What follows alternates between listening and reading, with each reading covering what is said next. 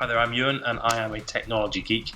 I am going to be taking you through the 9 stages of travel as defined by Amadeus in their recent report and telling you how I react at each point. I just took the Amadeus Traveller Tribe survey and I encourage you to do so as well. Now the output of that tells me that I am an obligation meter, meaning I have to be somewhere at a particular date and time because of work commitments or family commitments.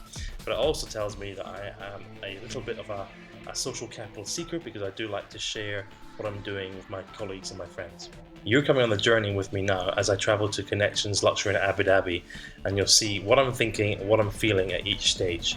I'm not normally a massive user of travel agents. That's because typically I'm quite self-sufficient and I'm happy arranging my own travel as an obligation meter. However, I really do see the value when it comes to booking large travel parties with family and friends, and especially with help when it comes to visas and getting into countries that are a little bit off the beaten track. So you'll see me talking typically about how I tend to buy stuff, particularly in this context of this journey, but I wanted to highlight that I do very much appreciate the role of a travel agent. Okay, it's time to go through each traveller stage. This is actually my gateway to inspiration. And often, 2 o'clock in the morning, I'll be thinking, I need a break, and I will typically be typing the 4 seasons. I'm a big user of Instagram as well, and British Airways is really smart the way that they manage their social media, because it's always inspiring. Of course, here's Facebook, and this is the Conrad in the Maldives. I'm a massive fan of that place. I'm actually using their updates so that I keep them front of mind. Although I do describe myself as a massive geek, that doesn't prohibit me from asking experts to help me out. So, if I've got a multi-leg journey I've got to do, I'm busy the whole day, I don't have time to sit and look at Kayak or visit the websites myself. Yep, I still freely admit and really appreciate the services of a professional agent. There is, I think, a huge problem with collaboration in the travel industry. Now, everyone gets on very well when I'm trying to book a flight or hotel or the whole thing together. That's great, that all works perfectly. The issue is that is not the whole experience for me.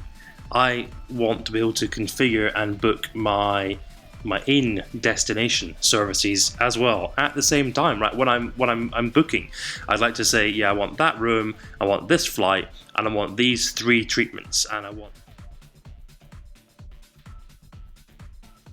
Once I've booked, I'm expecting confirmation right away, but a few days afterwards, that's a great time to be in touch with me with some suggestions, ideas, or maybe some special offers for when I'm going to be traveling or be in destination. I really respond nicely to those kind of outreaches. And I filmed this next clip from the swimming pool while I was on the holiday, just about to go back to work.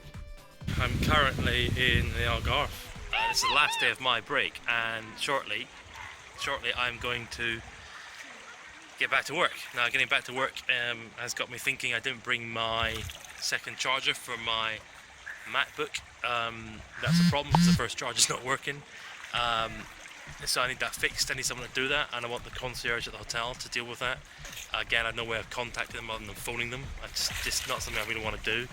Not right now. I just want to press a button and have that happen. I want someone to go and fix that for me.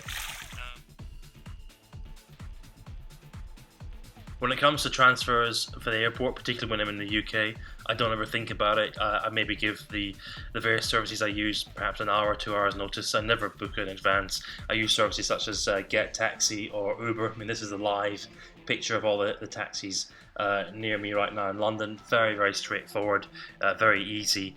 So my habits there have changed dramatically. Everything is done from the app. Same with the likes of Uber. When it comes to checking in, I tend to prefer airlines that will make that really simple. I don't want to print out any piece of paper. I just want to press 2 buttons and be done with it. So the BA app, for example, is one that I use regularly, and that tends to keep me loyal to them. Now, when it comes to the airport, that is a great opportunity to spread a little love around the suppliers in your network. Case in point, I booked some parking a while ago with Gatwick Airport, and they sent me a free coffee voucher for one of the shops in the airport. And yeah, I took them up on the offer. I got my free coffee, and I actually ended up spending another £20 with that particular brand. One of the key stages, I think, in the traveller journey is the in-transit stage, and this is me currently in transit in the BA lounge. And what I found fascinating here is they haven't waited to after my journey to ask how I'm getting on. So my flight is due in about an hour, and so with an hour to go, I got a text message on my phone saying, "Hey, how are things going for you?" If I'm satisfied, you probably don't know. And that is something to consider, because typically you'll see people head on to the feedback sites and to do a shocked and saddened, horrified comment about the state of their hotel. No, I think you'd probably be moved to do that if you were dissatisfied, but if you're satisfied, I think you really do need to be prompted.